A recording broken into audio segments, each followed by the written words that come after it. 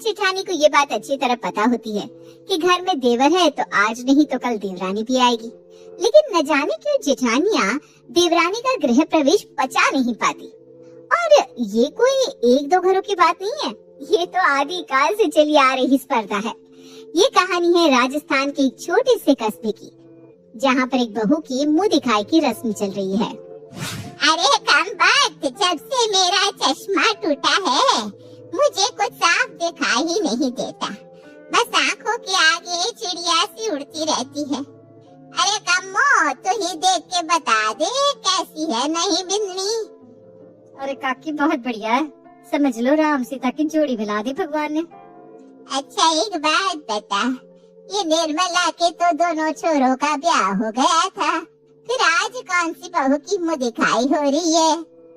अरे काकी उम्र हो गई है आपकी, आंखों के साथ साथ याददाश्त भी कमजोर हो गई है। अब क्या सारी रामायण यही पूछ लोगी? चलो मैं आपको खुली हवा खिलाकर लाती हूँ।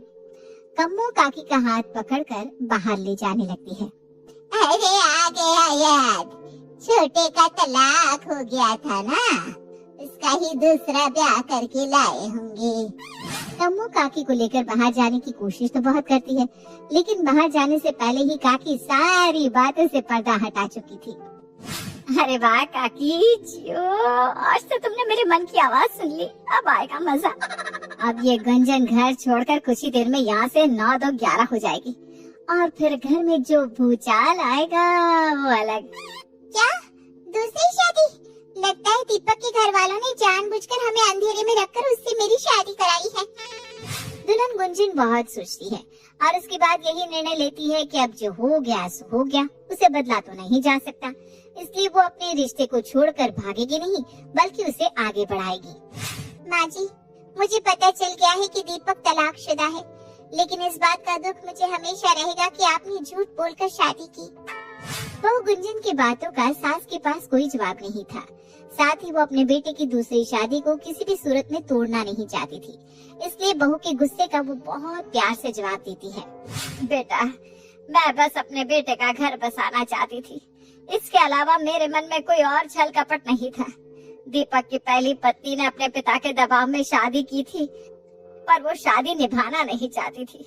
आखिर कितने दिन तक उसे जबरदस्ती की शादी में बांध सकते थे, इसलिए दीपक ने तलाक देकर उसे मुक्त कर दिया। पिछली बातें भूलकर मैं नए सिरे से रिश्ता शुरू करना चाहती हूँ। अब आप भी वो सब भूल जाइए, वही हमारे नए रिश्ते के लिए अच्छा होगा। 6 साल हो गए मुझे इस घर में, लेकिन मुझसे तो माँ जी ने कभी इतने प्यार और लाड से बात नहीं की, और इसे देखो, इसने आते ही माँ जी की कमजोर नस को दबाकर अपनी तरफ कर लिया। जेठानी, 6 साल हो गए मुझे इस घर में, लेकिन मुझसे तो माँ जी ने कभी इतने प्यार और लाड से बात नहीं की, और इसे देखो, इसने आते ही माँ जी की कमजोर नस को दबाकर अपनी तरफ कर लिया। जेठानी श्रेया को न जाने क्यों देवर की नई पत्नी गुंजन सुहा नहीं रही थी। अगले दिन पहली रसोई की रस्म के दौरान, अरे गुंजन, ये कैसी खीर बना रही हो तुम? ना इसमें इलायची डाली है, ना ही ड्राई फ्रूट। ऐसी बेस्वाद बकबक की खीर कौन खाने वाला है यहाँ?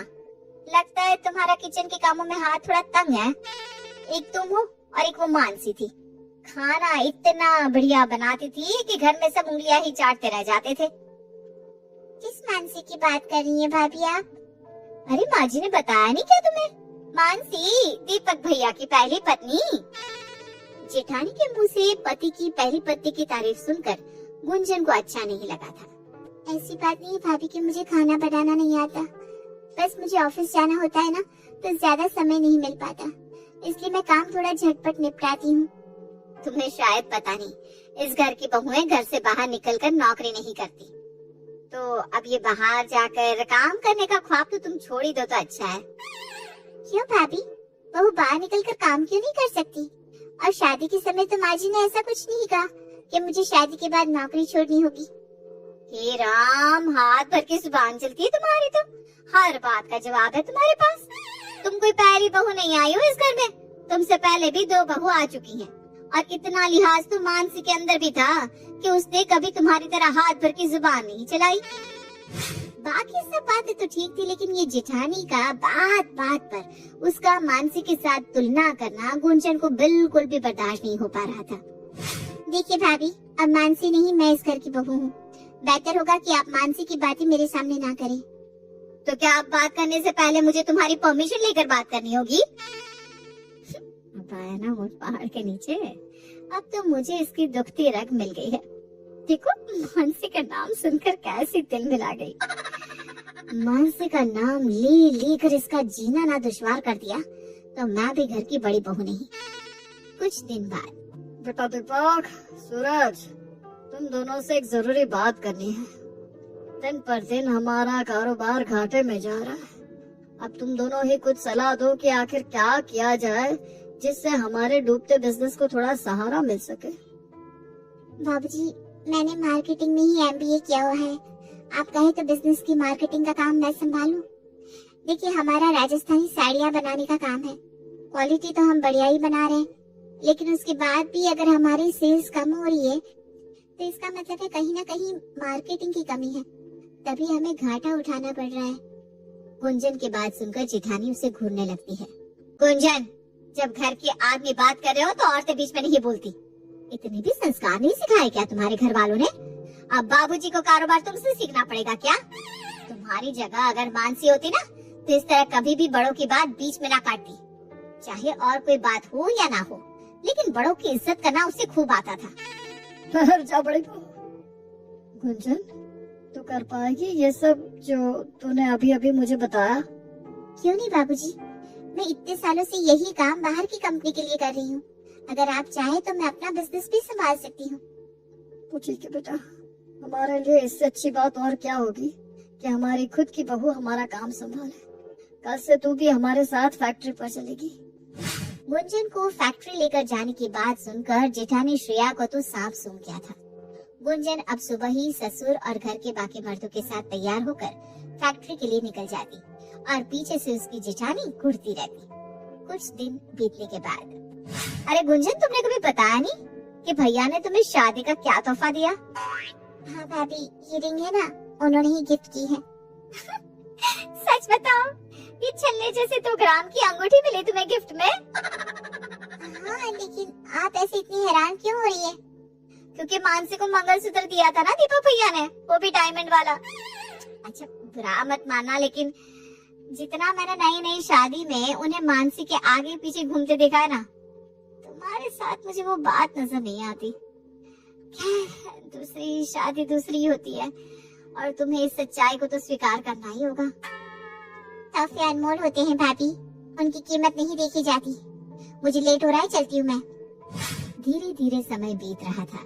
एक दिन शाम के समय गुंजन काम से लौटकर घर आई, तभी जेठानी वहाँ आ जाती है। देखो गुंजन, तुम फैक्ट्री पर जाकर काम करने लगी तो खुद को मर्द मत समझने लगना। औरत घर के काम करती हुई ही अच्छी लगती है। सुबह से घर के काम कर करके मेरी कमर टेढ़ी हो गई है। अब तुम जाओ और जाकर रात का खाना बनाओ। अरे श्रेया बहू, वो 10 घंटे काम करके घर में घुसी है, उसे चैन से एक कप चाय तो पी लेने दे। माँ साहब, मैं खूब समझ रही हूँ, जितना लाड आप इस गुंजन को लड़ा रही हो ना, ऐसा तो आपने कभी मानसी के साथ नहीं किया। ये कोई अनोखी बहू नहीं आई है इस घर में। इससे पहले मानसी भी आई थी और उसने तो कभी भी घर के कामों से जी नहीं चुराया। सास समझ रही थी कि श्रेया क्यों बात बात में गुंजन के सामने मानसी का नाम ले रही है। श्रेया बहू, तुम कमरे में जाओ, और गुंजन बेटा, तो चाय पीकर थोड़ा सुस्ता ले, फिर हम मिलकर खाना बनाते हैं। कुछ देर बाद, श्रेया बहू, ऐसे ना समझे कि उम्मीद मुझे तुमसे कतई नहीं थी। पिछले 6 सालों से तू इस घर को संभाल रही है। तेरे मान सम्मान में ऐसी क्या कमी छोड़ दी मैंने कि तू बात बात पर घर में आग लगाने वाली बात करती है। आज से पहले तो तुझे मानसी की याद कभी नहीं आई, लेकिन मैं देख रही हूँ जब से गुंजन की शादी हुई है तुझे मानसी कुछ ज्यादा ही याद आ रही है। अगर तू भूल गई है तो मैं तुझे याद दिला दूं कि मानसी ने तेरे साथ क्या क्या किया था। सबसे पहले तो तुझे मानसी की याद कभी नहीं आई, लेकिन मैं देख रही हूँ जब से गुंजन की शादी हुई है तुझे मानसी कुछ ज्यादा ही याद आ रही है। अगर तू भूल गई है तो मैं तुझे याद दिला दूं कि मानसी ने तेरे साथ क्या क्या किया था। सास की बात सुनकर श्रेया थोड़ा सकपका जाती है। वो माँ साहब, मैं तो क्या, अब जब तूने मानसी का नाम ले ही लिया है तो पूरी बात सुनती जा। मैंने तेरे मुंह से कई बार सुना है कि मानसी बड़ों का बड़ा मान सम्मान करती थी, मानसी ऐसी थी, मानसी वैसी थी। अगर वो इतना ही मान सम्मान करने वाली होती ना बेटा, तो आज तलाक लेकर अपने मायके में ना बैठी होती। इस घर में ऐसा कौन है जिसके साथ उसने बदतमीजी और बदजुबानी ना की हो? और तेरे साथ तो वो रोज ही बदतमीजी करती थी, तुझे और तेरे मायके वालों को नीचा दिखाती थी। तब तो तू रोज मेरे पास आकर रोती थी, और आज वही मानसी तेरे लिए अच्छी हो गई। इतना ही नहीं, शादी के 2 महीने बाद ही उसने हर चीज में अपना आधा हिस्सा मांगना शुरू कर दिया था। मानसी ने हमेशा घर तोड़ने की कोशिश की, और गुंजन हमेशा सब कुछ संभाल कर चलने वाली लड़की है। मौसा, आपको नहीं लगता आप इस गुंजन को कुछ ज्यादा ही लाड करती है और उसकी हर गलत और सही बात को झट से मान जाती है? तुझे बहुत अच्छे से पता है ना बहू कि हमारा दीपक तलाकशुदा था। उसके बाद भी गुंजन जैसी पढ़ी लिखी होशियार लड़की ने उसे स्वीकार कर लिया। अगर वो चाहती तो शादी के पहले दिन ही सब छोड़ छाड़ कर अपने मायके जाकर बैठ जाती। हमारे मुंह पर कालिख पुत जाती अगर दूसरी बहू भी हमारे दीपक को छोड़कर चली जाती। बस इसीलिए मैं उसका थोड़ा लिहाज करती हूँ। और सबसे बड़ी बात, वो काबिल है, पढ़ी लिखी है। अगर फैक्ट्री के काम में हाथ बटाना भी चाहती है तो इसमें बुराई क्या है? बस अपने अहम को तुष्ट करने के लिए तुम गुंजन को भी घसीट कर अपनी तरह घर में कैद कर लो, ये तो गलत बात हुई। बेटा तू बड़ी है, तुझसे बहुत उम्मीदें हैं। अगर ऐसे ही तू उसके मन में कड़वाहट भरती रहेगी तो एक दिन तुम दोनों का रिश्ता खत्म हो जाएगा। अब ठीक कहती है मासा, मुझसे गलती हो गई, मुझे समझना चाहिए था। अब हम मिलकर रहेंगे, आपको शिकायत का मौका ना मिलेगा। प्रिया की बात सुनकर सास के मन को तसल्ली मिल जाती है।